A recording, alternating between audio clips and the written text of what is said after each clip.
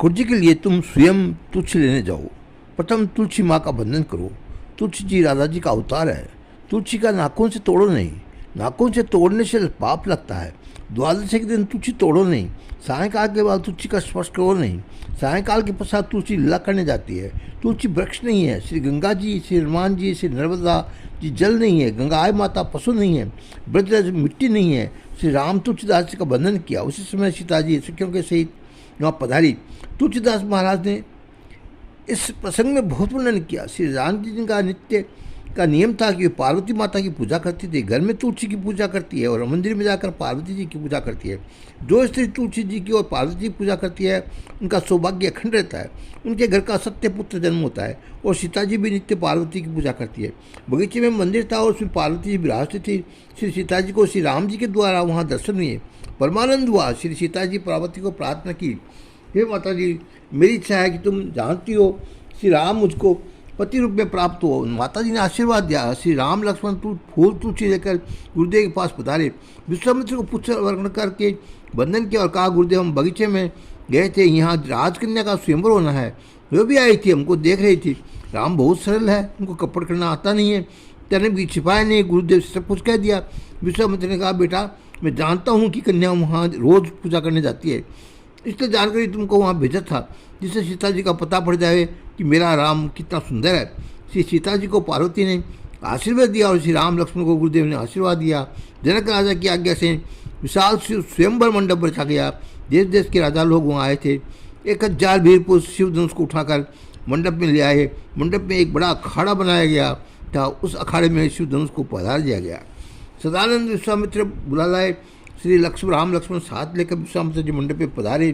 श्री राम तो एक ही है, परंतु सभा में जिन लोगों की जैसी भावना है उसी के अनुसार उनको राम जी के दर्शन हुए। जिनके मन में जैसा भाव था उसी के अनुसार उन सबको अलग अलग दर्शन हुए। ईश्वर एक ही है, परंतु सभा में जो बड़े बड़े राजा बैठे थे उनको लगा कि रामचंद्र महावीर है। सभा में जो ऋषि बैठे थे उनको लगा कि साक्षात परमात्मा है। जिन परम ब्रह्म का हम चिंतन करते हैं वही श्री राम है। इसलिए वो कामदेव लगे। छिपे भेष में आए हुए राक्षसों को काल जैसे जान पड़े। जनक महाराज को बहुत आनंद हुआ। उन्हें स्वागत किया। सुंदर आसन पर उनको पधराया।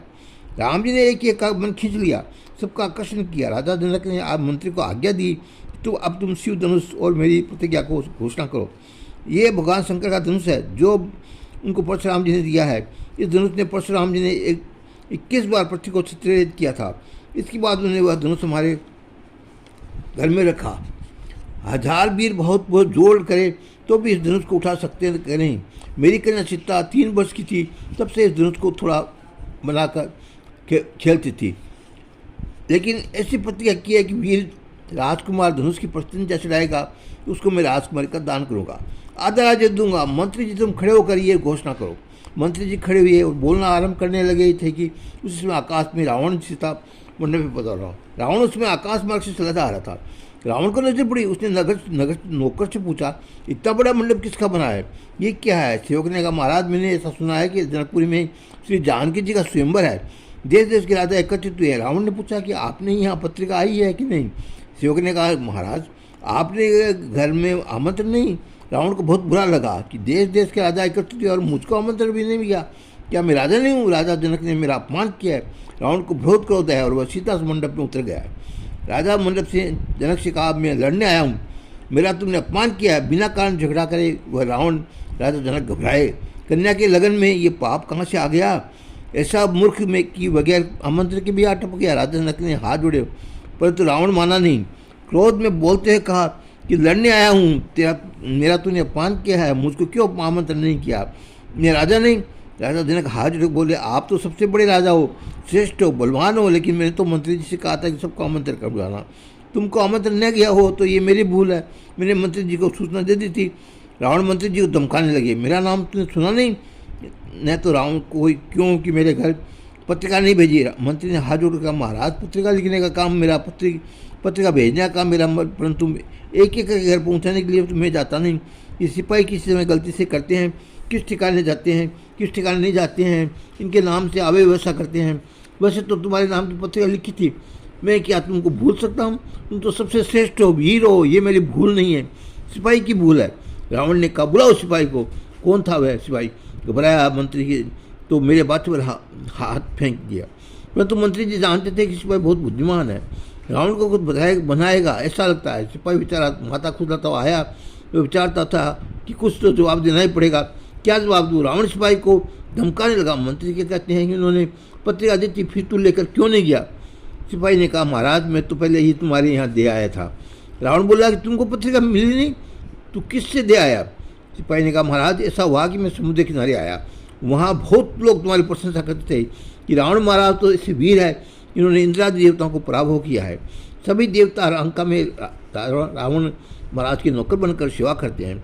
मैंने सोचना रखता कि समुद्र के पार लंका में सामने के किनारे पर आप विराजते हो। मैं साधारण मनुष्य समुद्र को पार करके किस प्रकार आ सकता था, परंतु बहुत से देवता तुम्हारी सेवा में है ऐसा मैंने सुना था। इसलिए मुझको लगा कि ये समुद्र भी तुम्हारा नौकर है होगा। इसलिए मैंने समुद्र को कहा कि ये पत्रिका तुमको देता हूँ, इसे रावण महाराज को दे देना। पत्रिका समुद्र में डालकर वापस आ गया। रावण ने सिपाही कहा, तुझमें कुछ अक्ल है कि नहीं है, जो पानी में पत्रिका फेंका। सिपाही ने कहा, महाराज वो मेरी भूल हुई, परंतु अब आपको लड़ना हो तो जाकर समुद्र से क्या साथ लड़ो।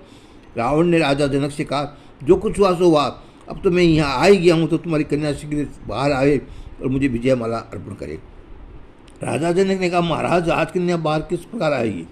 ऐसा निश्चय किया गया है कि कोई इस धनुष को उठावे, पता चढ़ावे, उसके बाद ही राजकन्या बाहर आएगी, इससे पहले वो बाहर नहीं आएगी।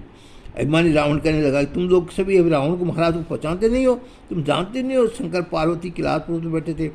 उस समय दादा ने संपूर्ण कैलाश पर्वत को उठा लिया था। मैं तो कैलाश पर्वत उठा सकता हूँ, ऐसा भी हूँ। इस धनुष में तो क्या है, तुम्हारा धनुष पुराना धनुष है, एक धक्का मारो ये टूट जाएगा। रावण अभिमान में बोलने लगा, मन में आया सब बकने लगा। माता पार्वती को ये ठीक नहीं लगा। उन्होंने शिवगण को आज्ञा की कि राजा राजकन्या से ने बहुत सेवा की है, मेरी ऐसी इच्छा है कि पिताजी राम जी को ही विजयमाला अर्पण करे और रावण की किरकिरी कहो। रावण को बहुत अभिमान हो गया, मन ही मन बकवास कर रहा था। रावण धनुष को न उठा सके, ऐसा उपाय करो। माता जी की आज्ञा हुई कि तुरंत 300 शिवगण गुप्त रूप से उस धनुष के ऊपर में चढ़ गए। रावण था तो बड़ा बलिष्ठ महान वीर था, उसके केवल 2 ही हाथ नहीं थे, पूरे 20 हाथ थे। वीर तो निश्चय था। 300 शिवगण धनुष के ऊपर बैठे थे, फिर भी उसने 19 हाथ से धनुष उठाया, 20वां हाथ पीठ पर रखा। अभिमानी रावण सभा में चारों ओर देखने लगा। उसको ऐसा लगा मैंने कितनी प्रकार का धनुष उठाया है, इनमें से कोई राजा धनुष सीखा नहीं, परंतु इस सभा के लोग कितने मूर्ख है। इस दादा ने वह उठा लिया, फिर भी रावण महाराज की जय तक को कोई नहीं बोलता नहीं। वह ऐसा मूर्ख था कि अपनी जय स्वयं बोलने लगा, शाबाश रावण महाराज की जय। आत्म प्रशंसा और मरण, इससे पुण्य का नाश होता है। शिवगुणों ने जोर से धनुष को दबाया तो रावण की छाती के ऊपर पड़ा। रावण रक्त की उल्टी करने लगा, चक्राने लगा, मरा मरा मुझको बचाओ बचाओ। रावण को मूर्छा आ गई। रावण को बहुत रुलाता था, जो आज इसकी सब भूति फजित हुई। राजा जनक ने रावण सेवकों को आज्ञा की कि क्या देखते हो, ब्राह्मण का छोकरा है, मर जाएगा और अच्छा अनर्थ हो जाएगा। मेरी कन्या को लग्न में बिन आएगा, इसकी छाती से ऊपर से धनुष खींच से निकालो। हजारों वीर पुरुष कूद पड़े, दौड़ते गए, रावण की छाती के ऊपर से धनुष खींच लिया। रावण बहुत अभिमान था, उसको ऐसा लगता था कि मेरा अपमान हुआ, अब मैं इस सभा में बैठूंगा नहीं। रावण वहाँ से चला गया। रावण के चले जाने के बाद स्वयंवर में मंडप में जो राजा थे वो सब सावधान थे। उन्होंने सब विचार किया कि रावण घबरा गया, मूर्छा आ गई, परंतु आध घंटे के बाद होश में आकर के यहाँ से चलता गया, सीधा अपने घर गया। हम धनुष उठाने आए हैं और कहते हुए हमारी छाती पर गिर पड़ा तो हमारा चलकर जाना भी असंभव है, 4 दिन कंधे पर उठा कर ले जाएंगे। हमारा यह सब कुछ हो सकता है पर अंतिम सब यात्रा नहीं निकलेगी। रावण जैसे ही महावीर जी की ऐसी दुर्दशा हुई, ये भगवान शंकर का धनुष है, ये हमारा काम नहीं है। रावण की फजीयत के बाद सभी होशियार हो गए, बातें करने लगे, हम लोगों को सीता जी का विवाह देखने के लिए आए हैं, ये हमारी बहन है, पुत्री है। सबको विश्वास हो गया कि धनुष भयंकर है। सभी सभा स्तब्ध हो गई। अब क्या होगा, इसे देखने के लिए सभी आतुर हो गए। अल्प समय तक अब समय आ गया है, ऐसा भगवान का विश्वामित्र जी ने रघुनाथ जी को आज्ञा दी, अब उठो। गुरुदेव की आज्ञा हुई। राम जी उठकर खड़े हुए, गुरुदेव का वंदन किया। गुरुदेव ने आशीर्वाद दिया।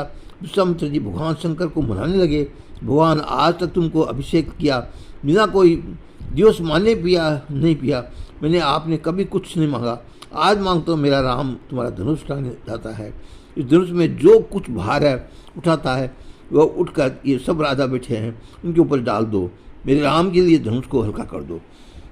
श्री राम जी धीरे धीरे धनुष के पास आए। श्री पुरुषोत्तम की प्रत्येक लीला में मर्यादा है।